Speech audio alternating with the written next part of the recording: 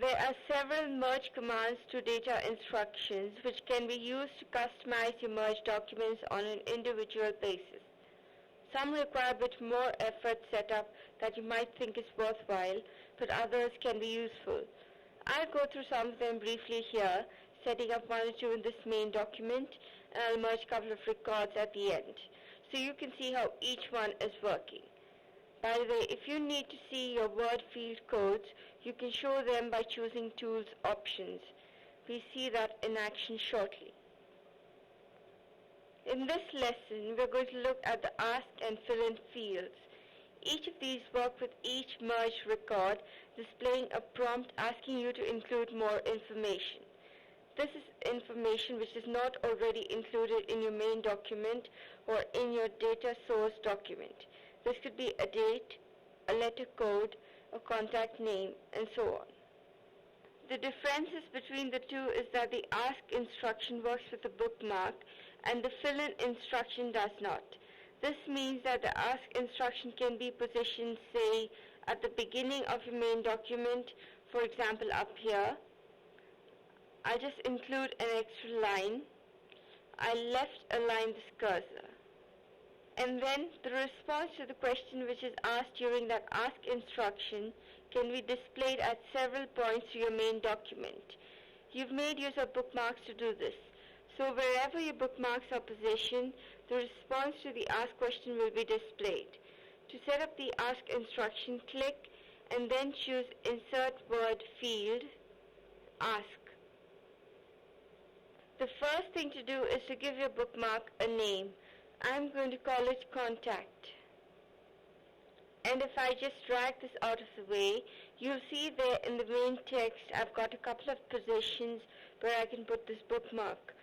So my letter is going to say that I was given this person's name by a contact, here X. And later on, I'll talk about the word described by this contact. Therefore, my bookmark name is Contact, and the prompt question will be, what is the contact name? If you want default bookmark text, you can type something in here. So for example, a colleague. So if you don't have a specific contact name, you can have this slotted in. And here you can check the option to ask this question only once. Click OK. There's an example. I just click OK to that and the ask instruction has been set up. Now at the moment we can't see it, so we have to choose Tools Options, and here on the View tab, check the Field Codes options. Click OK and all of my field codes are displayed, including this ask instruction. So there's the name of the bookmark, Contact. There's the question or prompt text, and here is the default text, and at the end there the little O, indicating that the question will be asked only once. What I now have to do is to insert some bookmarks in my main body of text here, so I know where the result of this question is going to be displayed. I would like to replace this X with a bookmark, so I can hold down my Control key and hit F9, and then between these curly brackets I can type in the bookmark name, which as we know was Contact.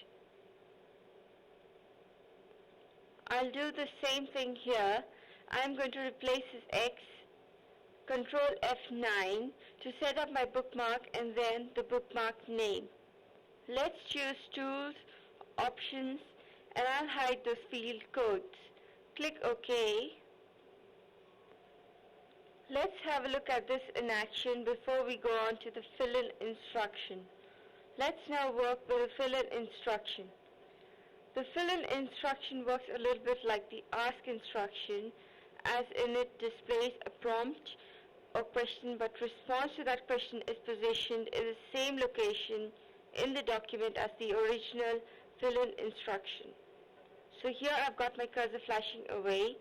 If I right align it and set up the fill-in instruction to ask for the current date, then that date or the response to that prompt will be positioned just here where the fill-in instruction is positioned. Choose Insert Word Field, fill in, and you have a dialog box very much like the Ask dialog box, except we don't have a bookmark area. You need to set up your prompt or question, what is the date, and any default fill-in text. Well, in this case, I want to set up a default fill-in text, but once again, I'll ask for the question to be asked just once and click OK. There's an example. I just click OK to that. So my fill-in instruction has been set up.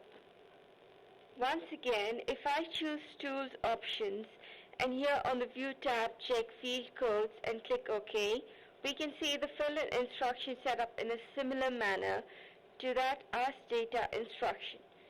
I'm just going to hide my field codes and then let's try this in action. If I click on this button here, Mail Merge, let's try mail merging. Just the first document from page 1 to 1. Click Merge. There's my first prompt. Click OK. And the date, click OK. And there's my first letter set up with the date and with the contact name here and here. I'm going to close this document. I will not save any changes and we'll go back to my main document here. Notice how by default is taken on the first couple of responses. Don't worry about that because if now I click again on this Mail Merge button and this time I'll merge from record say 3 to 5 and click Merge. What is the contact name? And there is the default.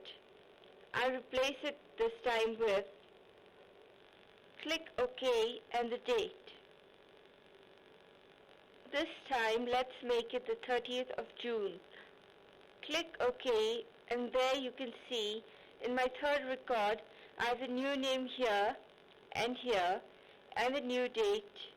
And if I scroll down there are fourth record with the new date and the new contact name. And the same thing here on the fifth record.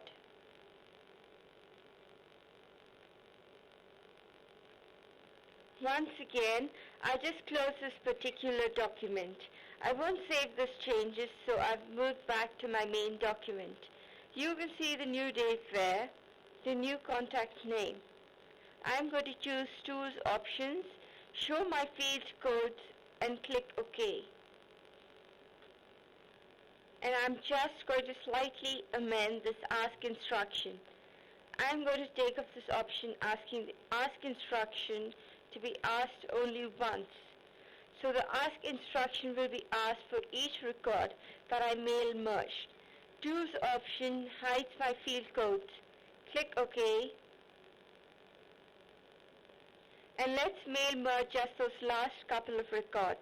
Clicking here on the Mail Merge button, I'm going to mail merge from records 7 and 8, click Merge.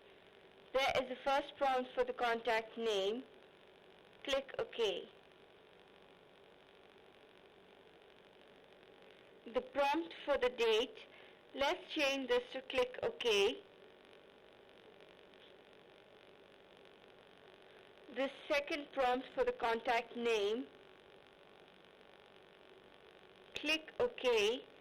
But no new prompt for the date because the date instruction is still set up in ask only once. So here you can see that the seventh record has got the new contact name here and also here. The new date 2nd of June scrolls down to record number 8. That's got again the new date but a different contact name. So hopefully there you can see the difference between setting up the ask and fill-in instructions to be asked only once or to be asked for each new record which is merged.